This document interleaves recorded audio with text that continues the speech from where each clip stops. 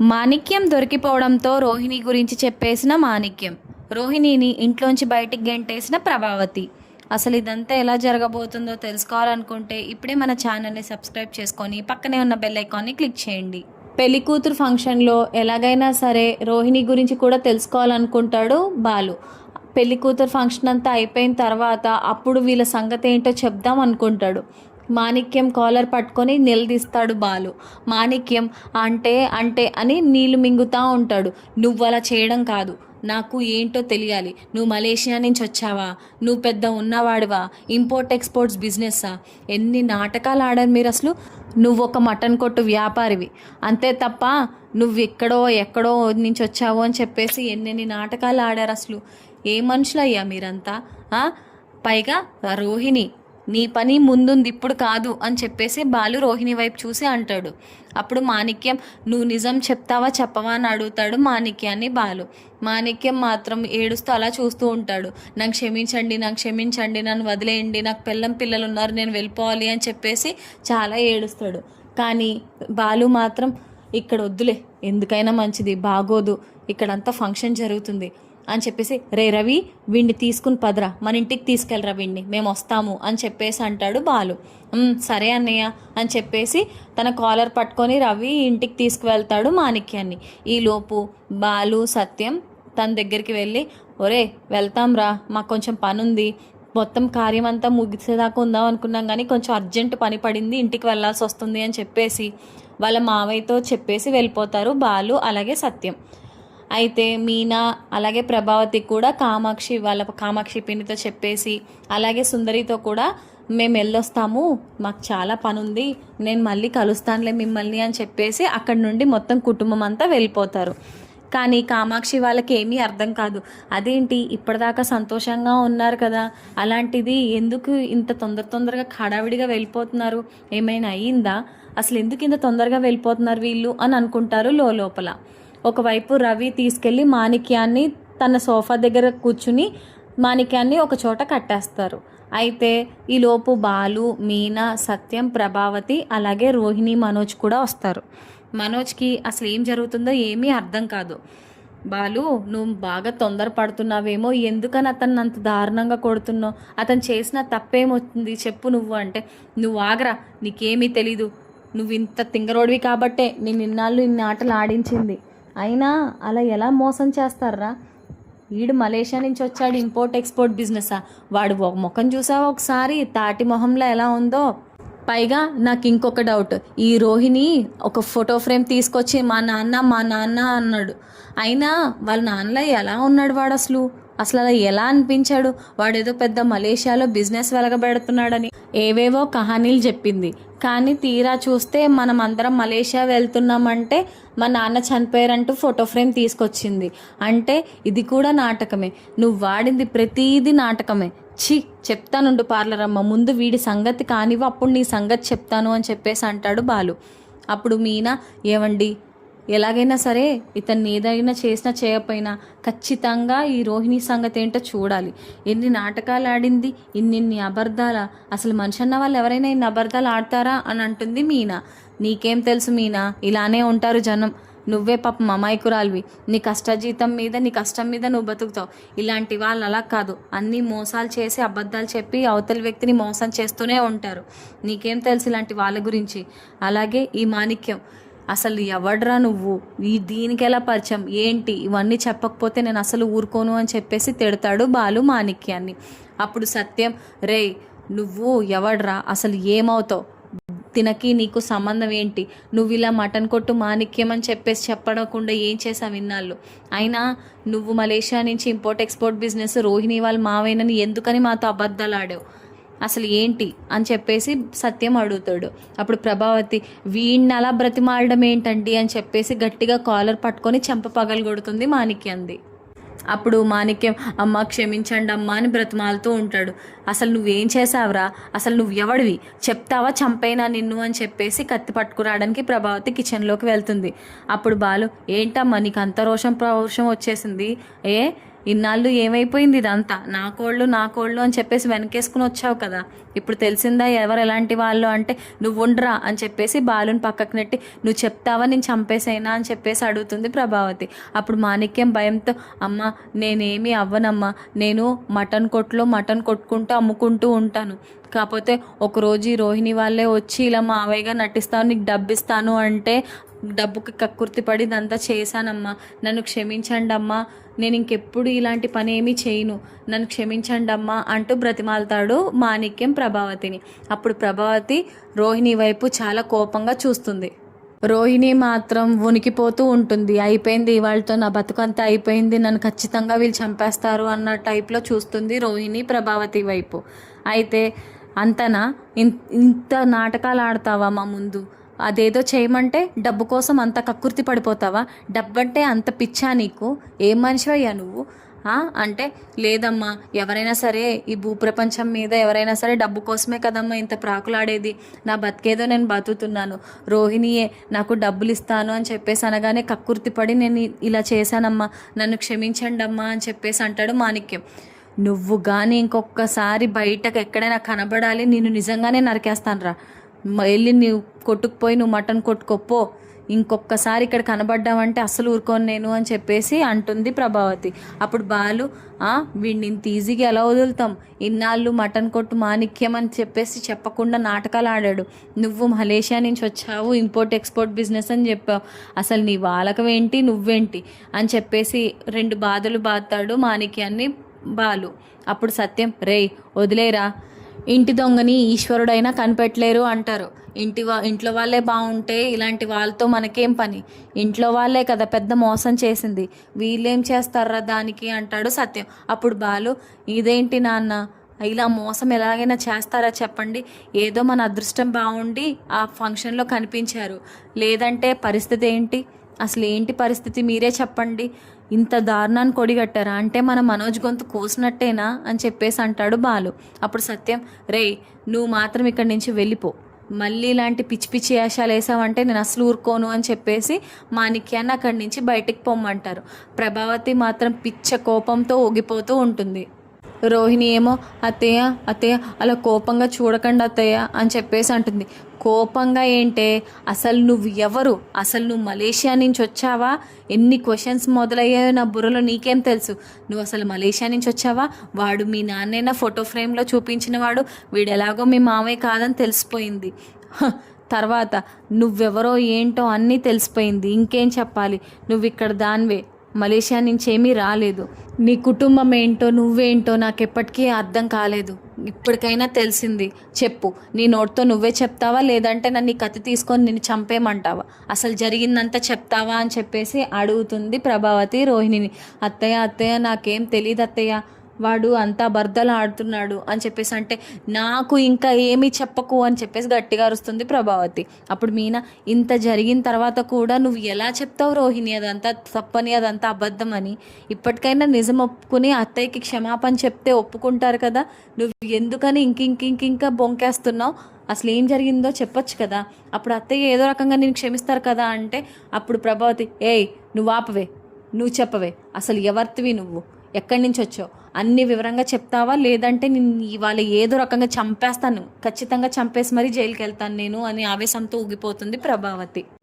అప్పుడు శృతి, రోహిణి నువ్వు మాత్రం మొత్తం అంతా చెప్పాలి, లేదంటే ఇవాళ ఆంటీ కోపానికి బలైపోతావు, నిన్ను చంపైనన్నా చంపేస్తుంది ఆవిడ కోపం గురించి తెలుసు కదా, నిన్ను ఆల్రెడీ ఒకసారి కొట్టింది గుర్తుందో లేదో డబ్బుల విషయంలో, ఇప్పుడు నువ్వు నిజం చెప్పకపోతే నేను మొత్తానికి ఏకంగా పైకే పంపించేస్తుంది, చూసుకో మరి అని చెప్పేసి అంటుంది శృతి.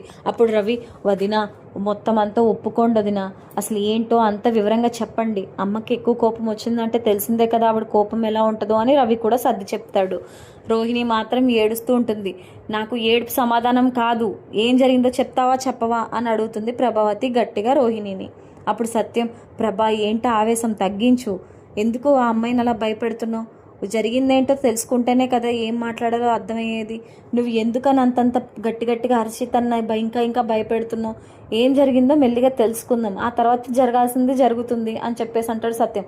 అప్పుడు ప్రభావతి, మీలా నేను మెల్లగా ఉండలేనండి, ప్రతి దానికి కూడా మెల్లగా నేను ఉండలేను, ఇంత మోసమా, ఇంత అన్యాయమా?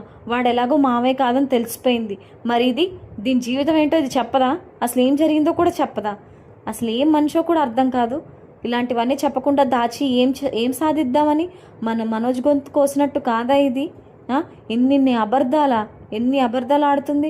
నువ్వు నాకు చెప్తావా చెప్పవా అని చెప్పేసి ప్రభావతి అడగగానే రోహిణి చెప్తానత్తయ్య అంటుంది. చెప్పు అని చెంప మీద గట్టికి కొడుతుంది రోహిణిని ప్రభావతి. అత్తయ్య క్షమించండి అత్తయ్య, మేము మీకు ఎప్పుడో చెప్దాం అనుకున్నాను కానీ ఇక్కడ దాకా వచ్చిందంటే నువ్వు ప్రతిసారి ఇలాంటి డైలాగ్ వేయకు. నాకు జరిగిందంతా కావాలి, తెలియాలి. నువ్వు చెప్తే దాన్ని బట్టి నా రియాక్షన్ ఉంటుంది. నువ్వు కనుక చెప్పకపోతే మాత్రం ఖచ్చితంగా వాళ్ళని ఏదో ఒకటి చేసేదాకా నేను వదలను అని ప్రభావతి గట్టిగా అరుస్తుంది. అప్పుడు బాలు, అమ్మ ప్రభావతి నువ్వు ఆగు. పార్లరమ్మ ఏంటో చెప్పు, నువ్వు మొత్తం అంతా చెప్తే బాగుంటుంది, లేదంటే నేను ఎంక్వైరీ చేశానా చాలా దారుణంగా ఉంటుంది అని చెప్పేసి అంటాడు బాలు. అప్పుడు రోహిణి తనంతట తానే చెప్తుంది. నాకు ఇదివరకు పెళ్ళయింది, నాకు ఒక బాబు కూడా ఉన్నాడు అని చెప్పేసి అన్నే కానీ మొత్తం అందరూ అలా స్టన్ అయిపోతారు. ఏం మాట్లాడుతున్నావే నువ్వు అంటే, అవునత్తయ్య నాకు ఆల్రెడీ పెళ్ళయింది కానీ నా భర్త లేరు, నాకు ఒక బాబు ఉన్నాడు, వాడే చింటూ అనగానే బాలు మీనా ఇద్దరు ముఖం చూసుకుని ఒకేసారి షాక్ అయిపోతాడు. అంటే చింటూ నీ కొడుక? మేము మనోజ్ వాళ్ళ అబ్బాయి ఏమో అని అనుకున్నాము, వాడేదో చేసి ఉంటాడు అనుకున్నాం. అసలు కారణం నువ్వా వాడి తల్లివి? వాడెంత మంచి బాబు అసలు అని అనగానే అప్పుడు సత్యం అడుగుతాడు, ఏంట్రా ఏమైంది, ఆ బాబు ఎవరో మీకు తెలుసా అని అడుగుతాడు. అప్పుడు ఎందుకు తెలీదు నాన్న, మీ స్కూల్లోనే చదువుతున్నాడు ఆ అబ్బాయి పేరు చింటూ, నాకు తెలుసు అని చెప్పేసి అంటాడు. అప్పుడు ఆ సత్యం మొత్తం అంతా ఆలోచిస్తూ ఉంటాడు. అంటే ఆ వీడియో కాల్లో మాట్లాడింది నువ్వేనా? ఆ కళ్ళజోడు పెట్టుకుని మారువేషంలో మాట్లాడింది నువ్వేనా అంటే, అవును మావయ్య. చిచ్చి నువ్వు నన్ను అలా పిలవకు రోహిణి, చిరాగ్గా ఉంది. అసలు ఇంత దారుణంగా ఎలాగా? కనీసం ఒక మాట కూడా ఏమీ చెప్పలేదు. అసలు ఎలా చేసేసాం పెళ్ళి మనోజ్కి? అంటే మనోజ్ గొంతు కోసినట్టేనా అని చెప్పేసి మనోజ్ వైపు చూస్తే మనోజ్ ఏడుస్తూ సోఫాలో అలా ఉండిపోతాడు. అంటే ఏంటి రోహిణి నువ్వు చెప్పేది? ఇంత దారుణం ఎలా చేసావు? నన్ను ఇంత మోసం నువ్వు ఎలా చేయగలుగుతున్నావు అని చెప్పేసి అంటాడు మనోజ్. సారీ మనోజ్, ఇది ఎప్పుడో నీకు చెప్దాం అనుకున్నాను కానీ సమయం కుదరలేదు అనగానే పక్క నుంచి ప్రభావతి వచ్చి రోహిణి చెంప పగలగొట్టి విపరీతంగా తిట్టి కొడుతుంది రోహిణిని. ప్రభావతిని మిగతా వాళ్ళు కూడా ఎంత ట్రై చేసినా సరే తను ఆగకుండా రోహిణిని కొడుతూ తిడుతూ చెంప పగలగొడుతూనే ఉంటుంది. అప్పుడు మీనా, ఆపండి అత్తయ్య, ఆగండి, అసలు ఏం జరగాలో చూడ్డం అనేసి కొట్టుకుంటే ప్రయోజనం ఉంటుందా చెప్పండి, ప్లీజ్ మీరు ఆగండి అని చెప్పేసి అంటే, నువ్వు ఆగవే, ఇన్నాళ్ళు ఇంత మోసం చేసిందా?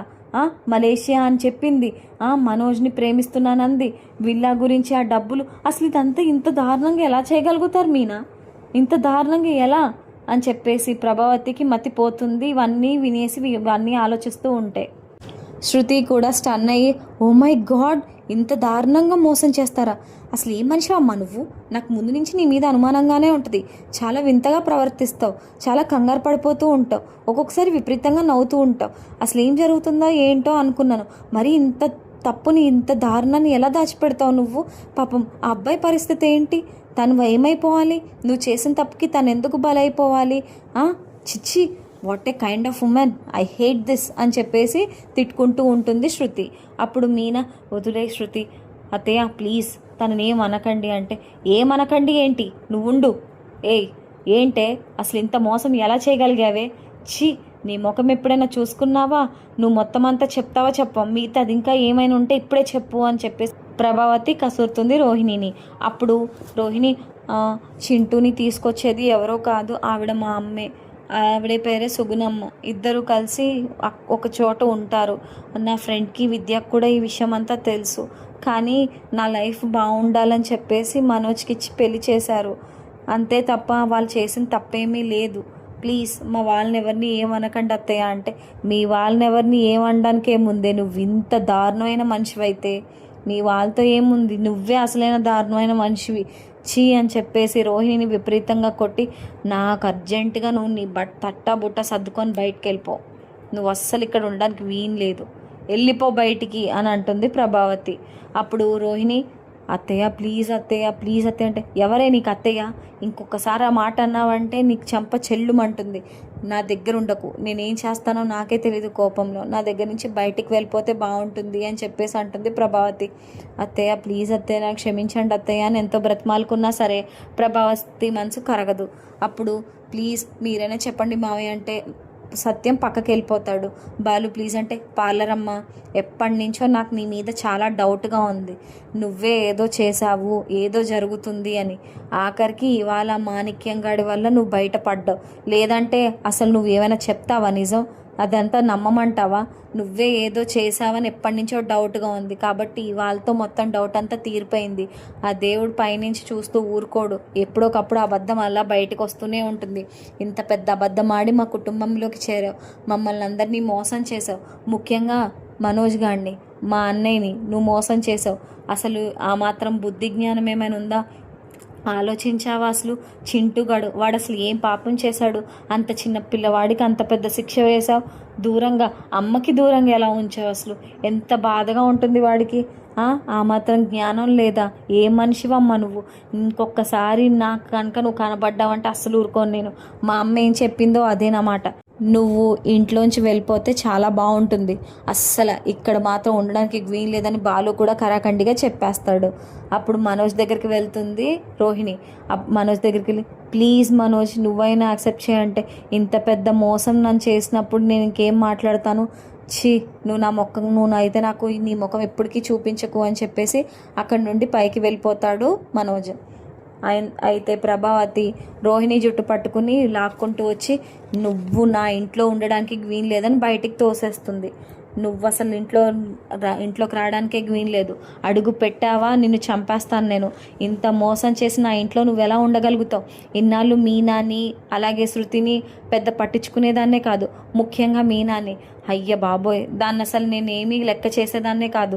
నువ్వేం పెద్ద కోడలివి, పెద్ద ఇంటి నుంచి వచ్చావు, ఏదో పెద్ద ఆస్తి తీసుకొచ్చేస్తావు అనుకుని నేను ఎంతో అనుకున్నాను. తీరా చూస్తే నువ్వు ఇంత దారుణమైన బతుకులో ఉన్నావా? ఇంత దీనమైన స్థితిలో మా వాడు కావాల్సి వచ్చిందా నీకు? పోన్లే మా వాడి దగ్గరికే వచ్చావనుకో, నిజం వాడికైనా సరే చెప్పాలి కదా, చెప్పడం మానేసి ఇప్పుడు ఇలాంటి పని చెప్తావా? అసలు ఏం మనిషివి నువ్వు? చిచ్చి, నీలాంటి వాళ్ళంటే నాకు అసహ్యం, నిన్ను చూస్తేనే నాకు ఒళ్ళు మండిపోతుంది, అర్జెంట్ ఇక్కడి నుంచి వెళ్ళిపో అని చెప్పేసి తోసేస్తుంది రోహిణిని. రోహిణి విపరీతంగా ఏడుస్తూ ఉంటుంది. రోహిణిని తోసేసి బయటికి ప్రభావతి గడియ పెట్టుకొని లోపలికి వచ్చి విపరీతంగా ఏడుస్తూ ఉంటుంది. నా మనోజ్ బతికి ఏమైపోయింది? వాడంటే నాకు చాలా ఇష్టం, వాడు ఎంత మంచోడు, అమాయకుడు వాడికి ఇలాంటి నంగనాచి ఎలా తగిలిందో ఏంటో, అసలు ఎందుకు ఇలా జరిగింది దేవుడా అంటూ విపరీతంగా ఏడుస్తుంది ప్రభావతి. అప్పుడు మీనా, ఊరుకోండి అత్తయ్య అంటే, ఏం ఊరుకోవాలి? నీలా పువ్వులు అమ్ముకున్నదని చెప్పేసి ముందే చెప్పినా అన్నీ జరిగినా బాగానే ఉండేది. పెళ్ళయి ఒక బాబు ఉన్నా సరే ఇంత మోసానికి ఎలా ఒడిగట్టింది? చిచ్చి, అస్సలు కుదరదు, ఇద్దరు అసలు కలవడానికి కూడా వీల్లేదు. కావాలంటే నేను మనోజ్కి వేరే పెళ్లి చేస్తాను, దీన్ని మాత్రం కలవనివ్వను. ఇంత కుట్ర, ఇంత ఘోరమా, ఇంత రాక్షస అని అనుకుంటూ నెత్తి బాదుకుంటూ ఉంటుంది. బయటేమో రోహిణి ఏడుస్తూ అక్కడి నుండి మెల్లిగా నడుచుకుంటూ రోడ్డు మీదకి వచ్చేస్తుంది. ఎందుకు ఇలా జరిగింది అని ఆలోచిస్తూ ఏడుస్తూ ఉంటుంది. లోపల సత్యం ప్రభావతిని ఓదార్స్తూ ఉంటాడు. బాలుకేమో అసలు ఏం జరిగిందో ఏమీ అర్థం కాదు. కొంచెం ఆలోచిస్తూ, ఇదేంటి మీనా ఇలా జరిగింది, ఇంత దారుణంగా ఎలా చేసింది ఆ పార్లర్ అమ్మ అని మీనాతో మాట్లాడుతూ ఉంటాడు. అలా అందరూ ఒకరికొకరు మాట్లాడుకుంటూ ఉంటారు. మరి మనోజ్ సంగతి ఏంటి? పాపం మనోజ్ డోర్ వేసుకొని ఏడుస్తూ ఉండి ఆలోచిస్తూ ఉంటాడు. ఆ తర్వాత ఏం జరగబోతుంది? మనోజ్ మళ్ళీ రోహిణితో మాట్లాడా? ఇద్దరు మళ్ళీ కలుసుకుంటారా లేదా? ముందుగానే తెలుసుకోవాలనుకుంటే మన ఛానల్ని సబ్స్క్రైబ్ చేసుకొని పక్కనే ఉన్న బెల్ ఐకాన్ని క్లిక్ చేయండి. Thank you so much for watching.